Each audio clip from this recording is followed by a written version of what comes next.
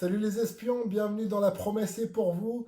Cette semaine, sous le hashtag Élévation, on a décidé de se mettre à l'école du Maître, à l'école de Jésus par le Saint-Esprit.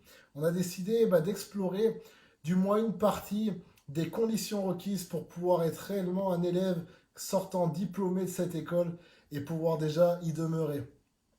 On a pu étudier différents aspects des dispositions qui doivent animer le disciple.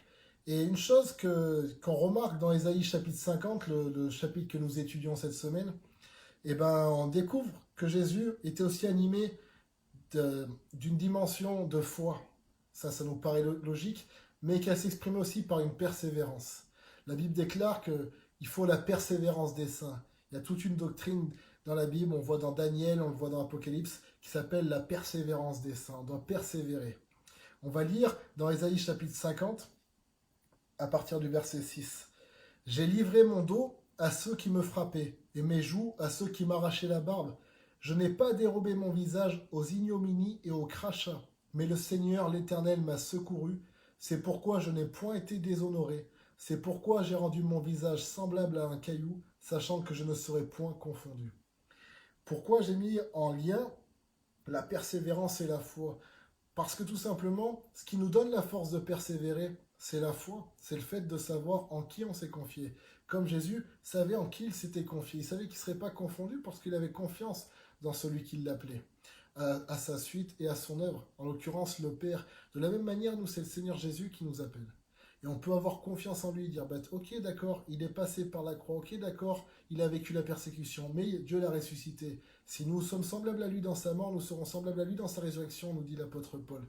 Et de la même manière, nous pouvons persévérer lorsque, à cette école du Seigneur, on vivra, et c'est certain, tous ceux qui le vivent pieusement en Jésus-Christ seront persécutés. C'est par beaucoup de tribulations qu'il nous faut entrer dans le royaume des cieux. Il y a une multitude de versets qui sont clairs, qui nous disent, voilà, vous serez persécutés. Ceux qui m'ont accepté vous accepteront. Bon, ça au pire, même si tu le sais pas, ça fait plaisir de le découvrir. Mais il vaut mieux savoir avant de s'engager. Ceux qui ne m'ont pas écouté, vous écouteront pas non plus. Et même certains vous tueront pensant rendre un culte à Dieu. Jésus est très clair, il n'y a pas de petit astérix en bas du contrat avec Jésus. Au contraire, il zoome sur ces petits astérix que le diable et le monde tentent de nous cacher. Malheureusement, aujourd'hui, on a des personnes qui, pour des réussites artistiques ou autres, donnent leur vie au diable, font des packs de sang, et sauf qu'ils n'ont pas lu le petit astérix qui dit, voilà, à partir de tel âge, tu vas mourir. À partir de tel âge, tes enfants, il va leur arriver ça. Non, ils ont simplement vu le zoom sur tu auras la réussite rapide. Alors que Dieu, c'est l'inverse. Limite, il dézoome. Le fait d'avoir la gloire, le fait d'avoir la réussite, le fait d'être béni. Il dit voilà, je préfère que tu considères déjà ce qui risque d'être un peu chaud pour toi. Si ça, tu l'acceptes, le reste, t'inquiète pas. La bénédiction, elle est au-delà de ce que tu peux concevoir et imaginer. Elle est encore plus loin. Tout ce que tu peux espérer, c'est encore plus loin que tout ça. Donc le Seigneur, en cela, il est vraiment honnête. Et on remercie Dieu pour son honnêteté. Dieu nous appelle à le suivre, Jésus nous appelle à le suivre, mais il est clair sur ses conditions pour être son disciple. À des moments, Dieu merci, pas tout le temps, et à des moments, il y aura des temps difficiles. Et dans ces temps difficiles, voilà ce que j'attends de toi, j'attends que tu persévères. On voit dans l'Apocalypse, Jésus s'adresse à une église, il dit, moi je vous rajoute aucun fardeau, seulement ce que tu as, tiens-le fermement. Voilà, des fois, il y a des moments où il va falloir tenir ce qu'on a. C'est-à-dire qu'on va essayer de nous le prendre. Il y a des moments où il va falloir lutter, il va falloir avoir une disposition et se dire, je persévère. Quand il dit, j'ai rendu mon visage dur comme un caillou. Pour dur comme un caillou, il faut blanc. Tu te dis, mais là, je dois être plus dur que ce qui m'affronte. Mais Dieu seul loué, celui qui est en nous est plus grand que celui qui est dans le monde. Et ceux qui sont avec nous spirituellement sont bien plus nombreux, bien plus forts que ceux qui sont contre nous. Et ça aussi, c'est pour ça que le Seigneur permet certaines épreuves, pour que là-dedans aussi, on puisse manifester sa grandeur et qu'on puisse surtout découvrir quelle est la puissance qui nous garde et qu'il est grand, celui qui ne sommeille ni ne dort et qui est le gardien d'Israël dont nous faisons partie, par la grâce de Dieu et par le sacrifice de Jésus. Dieu veut manifester qu'il est avec nous au plus haut des cieux, mais qu'il est aussi en bas avec celui qui est contrit et meurtri. Mais pour ça, on doit avoir foi en cela. On doit se dire, ok, Dieu est avec moi, même dans l'ombre de la vallée de la mort, il est avec moi. On doit avoir cette foi en Dieu.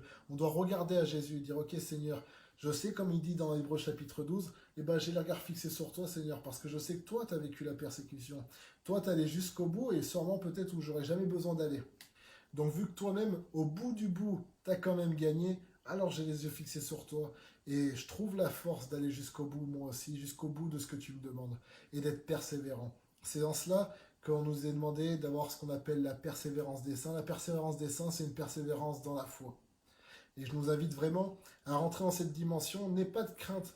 Aujourd'hui, si je peux te laisser un message d'espoir qui peut paraître fou pour le monde, mais qui sera très sensé pour les êtres spirituels que vous êtes, bah, lorsque tu te trouves persécuté, peut-être qu'en ce moment tu te dis, mais t'as vu, c'est vraiment dur en ce moment de me maintenir dans la foi.